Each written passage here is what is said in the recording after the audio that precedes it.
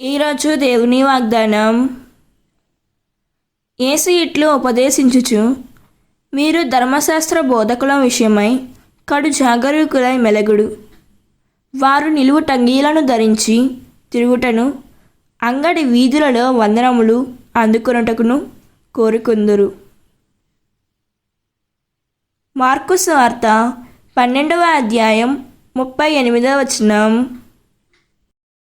ఈ వాక్యం మనకు ఏం చెబుతున్నదంటే, నిలువు టంగీలు ధరించడం తప్పు కాదు, కానీ వాటిని ధరించి ప్రజల గౌరవం, వందనాలు, ప్రత్యేక గుర్తింపు కోసం తిరగడం.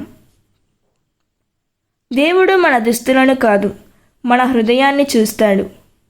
నేను కూడా కొందరు దేవునికి సేవకులుగా కనిపించాలనుకుంటారు, కానీ దేవుని చిత్తాన్ని చెయ్యాలనే ఆసక్తి ఉండదు.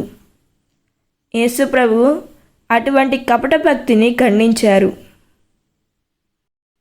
దేవుడు ఈ వాక్యం వింటున్న ప్రతి ఒక్కరిని దీవించునుగాక. ప్రార్థన. ప్రభువా, బయట ఆడంబరాలను చూసి మోసపోకుండా మాకు జ్ఞానమును ఇవ్వుము తండ్రి. మనుషుల ప్రశంసల కోసం కాకుండా నీ చిత్తం నెరవేర్చుటకే జీవించుట నేర్పుము యేసయ్యా. వేషధారణతో భక్తిని చూపించి ప్రజలను తప్పుదారి పట్టించే వారి నుండి నీ సంఘాన్ని కాపాడుము తండ్రి.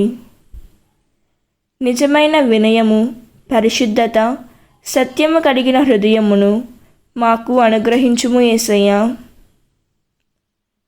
ఆమేన్. God bless you.